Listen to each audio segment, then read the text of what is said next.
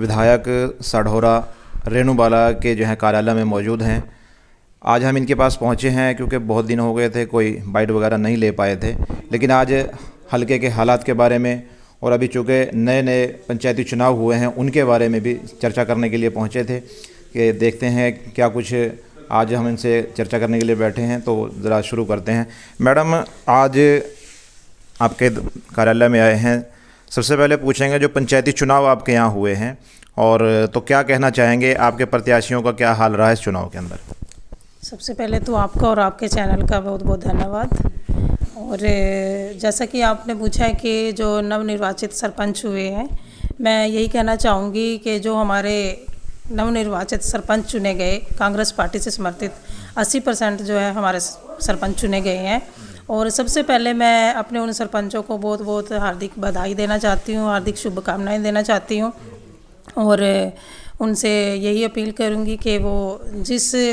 उम्मीद से गांव वालों ने सरपंच उनको चुन के भेजा, उनकी उम्मीदों को पूरा करें और काम गांव के विकास के लिए काम करवाएं। और मैं उनको शुभकामनाएं देती हूं अपनी तरफ से। मैडम, एक सवाल और है, चूँकि सरपंचों को इस वक्त आपसे काफ़ी उम्मीदें हैं, तो आप मौके की एमएलए भी हैं, विधायक हैं, तो ग्रांट वगैरह भी, अनुदान राशि भी आपकी ओर से दी जाएगी, तो इसके बारे में क्या कहना चाहेंगे कि सरपंचों का किस तरीके से ख्याल रखा जाएगा? जी बिल्कुल, जैसा कि हमारे सरपंच चुने गए हैं, वैसे तो मैं पहले भी अपने हलके में सढौरा में ग्रांट दे चुकी हूँ बिना किसी भेदभाव के। और क्योंकि मैं एक जनप्रतिनिधि हूँ, लोगों के द्वारा चुने हुए एमएलए हैं यहाँ से, और मेरा यही फ़र्ज़ बनता है कि मैं लोगों का मान ले ज़्यादा से ज़्यादा विकास करवाऊँ गाँव में। उनके विकास काम जो चाहे वो सड़कों के हैं, गली के हैं, या किसी चौपाल का है, या और किसी भी तरह के कार्य हो, सबका काम करवाने में मैं पूरा सहयोग करूंगी। और सरकार से भी उम्मीद करूंगी कि वो अपना जो सरकारी अनुदान फंड है वो एक जो सरपंच चुने गए हैं उनको समान रूप में दें। और अपना भी मैं कहूँगी कि सरकार की तरफ से जैसे जैसे भी फंड आता रहेगा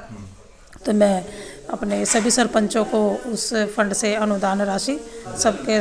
देकर और गांव का जो विकास होने वाला उसको पूरा करवाने का पूरा प्रयास करूंगी। मैडम, एक सवाल काफ़ी दिनों से पूछने की कोशिश हो रही थी, जो यहाँ की सड़कें हैं ख़ास तौर से, और सढौरा का जो हॉस्पिटल है उसको जो है ना 50 बेड का किया जाना था। घोषणाएं तो बहुत हुई हैं सीएम साहब की तरफ से भी, सड़कों की घोषणा भी बहुत पहले से हो चुकी हैं, तो आखिरकार कोई ग्राउंड पर कुछ नज़र आ नहीं रहा है।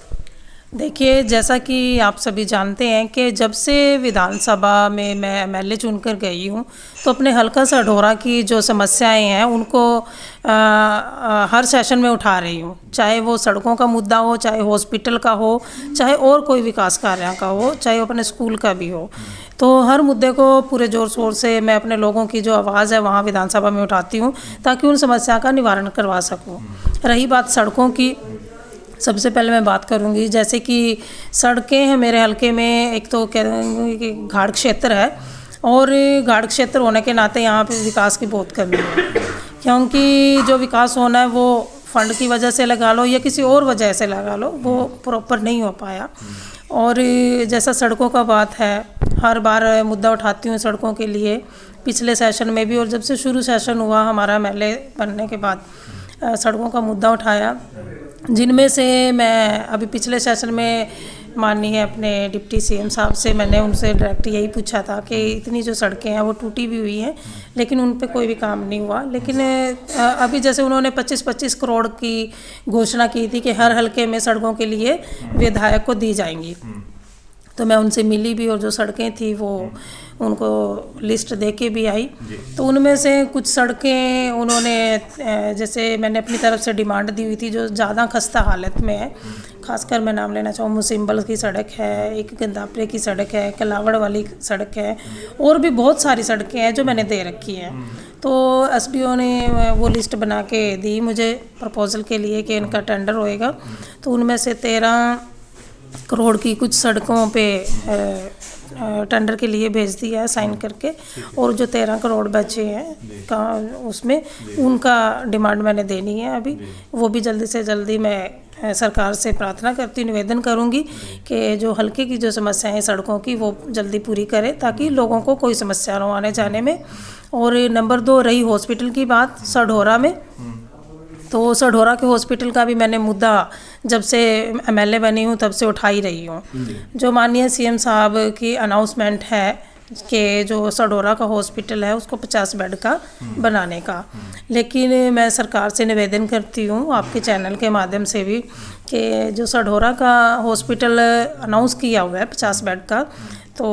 उसको जल्दी से जल्दी पूरा करवाया जाए, क्योंकि घोषणाएं तो काफ़ी सारी की है लेकिन उन घोषणाओं पे काम अभी तक लागू नहीं किया, ना ही काम हुआ है। तो सढौरा के जो मेरे रहने वाले वासी हैं वहाँ के और आसपास के क्षेत्र के भी जो गांव के लोग हैं वो सढौरा हॉस्पिटल में जाते हैं, लेकिन वहाँ पे कोई भी उनको ना तो डॉक्टर की सुविधा मिल पाती है और ना ही हॉस्पिटल में रहने की या उसके इलाज की। हाल ही में अगर मैं बात करूँ, एक मेरे पास फ़ोन आया कि किसी का एक्सीडेंट हो गया था, अभी पीछे 2-3-4 दिन पहले की बात है,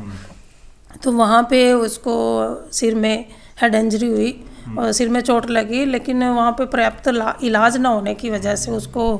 वहाँ से रेफ़र करवाया कि उसको अच्छे हॉस्पिटल में कहीं दिखाएं ताकि उसका इलाज हो सके और उसकी जान बच सके। तो मैं सरकार से, माननीय मुख्यमंत्री जी से अपील करती हूँ कि एक तो अपना जो 50 बेड की अनाउंसमेंट है वो हॉस्पिटल को बनवा के जल्दी से जल्दी तैयार किया जाए और उसमें जो पर्याप्त डॉक्टर, मैं कहूँगी कि चाहे वो गायनी की महिला डॉक्टर हो और दूसरे डॉक्टर हो, उनको भी वहाँ पे भेजा जाए ताकि लोगों को इलाज में कोई समस्या ना हो, उनको कोई दिक्कत ना हो, उनको प्रॉपर सुविधाएं मिल सकें। बहुत बहुत धन्यवाद मैडम। तो ये थी मैडम रेणु बाला, विधायक, कांग्रेस विधायक है हल्का सढौरा से। हम सरकार से भी अपील करना चाहेंगे कि जो भी मुद्दे इन्होंने उठाए हैं, हम काफ़ी दिनों से, हमारे पास भी शिकायत लोग कर रहे थे कि यहाँ हॉस्पिटल की स्थिति सही है ना सड़कों की स्थिति सही है। पूरी बात तो इन्होंने खैर बता ही दी है कि स्थिति सही क्यों नहीं है। तो हम सरकार से आग्रह करना चाहेंगे अपनी ओर से भी कि जो